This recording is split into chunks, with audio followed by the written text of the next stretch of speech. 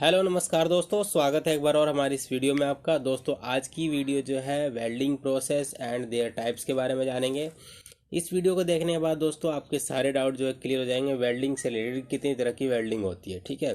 तो इस वीडियो में आपको सारी चीज़ पता लग जाएगी कितनी तरह की वेल्डिंग होती है, फ्यूजन वेल्डिंग, रेजिस्टेंस वेल्डिंग, ठीक है। तो सारे जो है वेल्डिंग के बारे में जानेंगे। दोस्तों आप आईटीआई की तैयारी कर रहे हो या सीआईटीएस की तैयारी कर रहे हो या किसी गवर्नमेंट जॉब की तैयारी कर रहे हो, तो दोस्तों आपके लिए वीडियो बहुत ज़्यादा इंपॉर्टेंट है, क्योंकि दोस्तों सारे एग्ज़ाम में यहाँ से एक ना एक क्वेश्चन जो है उठ के आता ही आता है, ठीक है। तो दोस्तों वीडियो को लास्ट तक देखिएगा। वीडियो पसंद आए आपको तो एक लाइक कीजिएगा। चैनल को सब्सक्राइब नहीं किया आपने, सब्सक्राइब करके बेल आइकन प्रेस कर दें ताकि आने वाली वीडियो की नोटिफिकेशन आपको टाइम पर मिलती रहे। दोस्तों हमारे चैनल पे आपको job, theory, practical, question answer सारी चीज़ें प्रोवाइड की जाती है। तो आपने नहीं देखा तो वीडियो के प्लेलिस्ट को है चेक करना है आपको, ठीक है। वहाँ पे आपको सारी वीडियो मिल जाएगी। नहीं मिलती तो कमेंट बॉक्स में टॉपिक का नाम लिखिए, उस टॉपिक पे आपके लिए वीडियो बनाई जाएगी, ठीक है दोस्तों।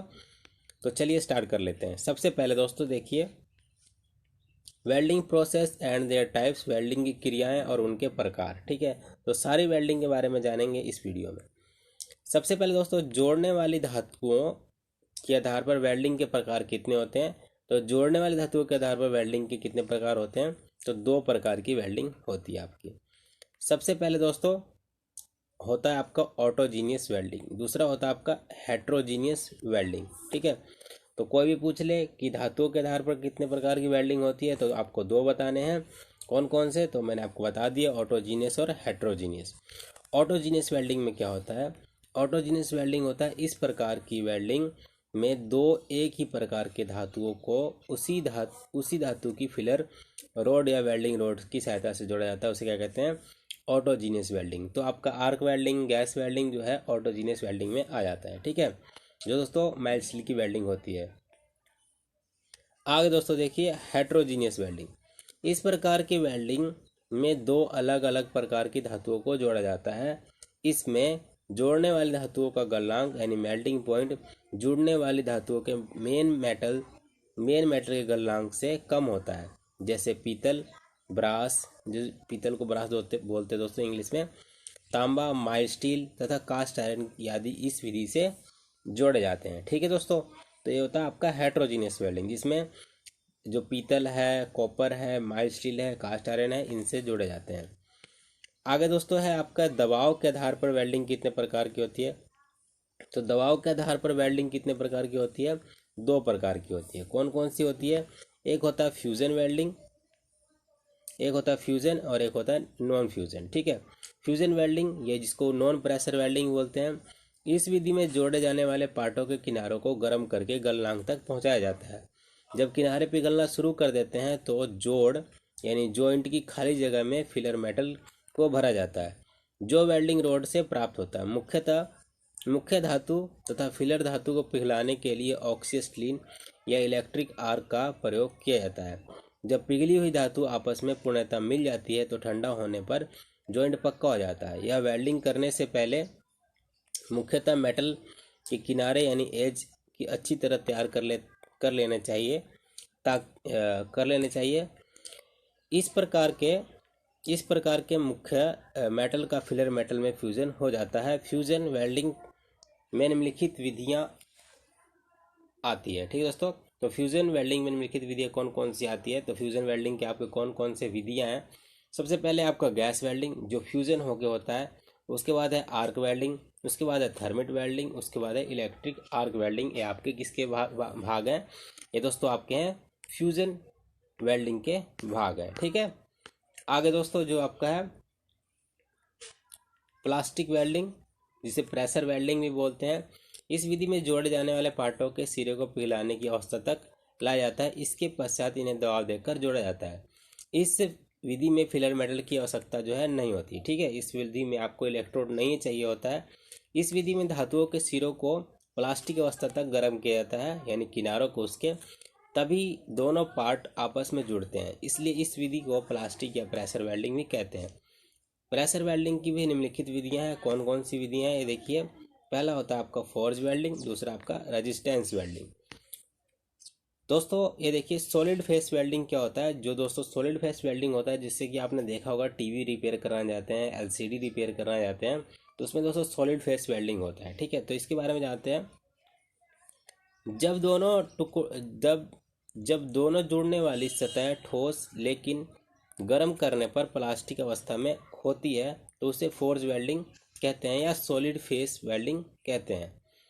इसमें किसी प्रकार की फिलर मेटल की आवश्यकता नहीं होती। ठीक है, इसमें किसी भी प्रकार की फिलर मेटल की आवश्यकता नहीं होती फोर्ज वेल्डिंग या सॉलिड फेस वेल्डिंग में। ठीक है, आगे दोस्तों है ताप के स्रोत के अनुसार वेल्डिंग के प्रकार। तो ताप के स्रोत के अनुसार वेल्डिंग के प्रकार कितने होते हैं? देखिए 3 प्रकार होते हैं। सबसे पहले आपका केमिकल मेथड, इलेक्ट्रिक मेथड और मैकेनिकल मेथड। ठीक है, तो केमिकल मेथड यानी रासायनिक विधि जानते हैं क्या होता है। इस विधि में ताप हमें मुख्य रूप से कोयले और गैस के जलने से प्राप्त होता है। यह ताप आयरन ऑक्साइड तथा एल्युमिनियम के पाउडर की परस्पर क्रिया या रिएक्शन से भी प्राप्त होता है। इस विधि के अंतर्गत निम्नलिखित प्रकार की वेल्डिंग की जाती है। सबसे पहले दोस्तों आपका forge welding, gas welding, thermite welding. आगे दोस्तों देखिए यहाँ पे इलेक्ट्रिक मेथड यानी विद्युत विधि।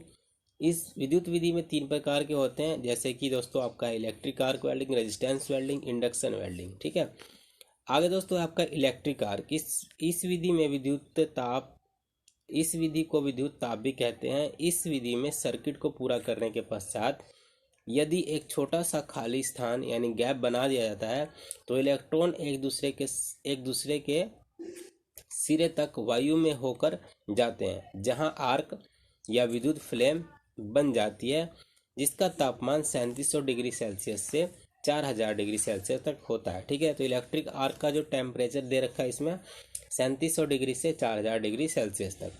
हीट ज्ञात करने का सूत्र आपका ये है, हीट बराबर voltage multiply current multiply time. ठीक है, तो ये आपका जो है फॉर्मूला है हीट निकालने का। ठीक है, यानी ताप निकालने का।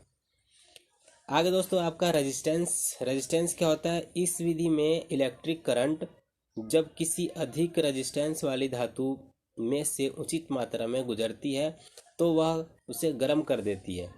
यह गर्मी धातुओं के तथा धातु में तथा जोड़ में पैदा होती है।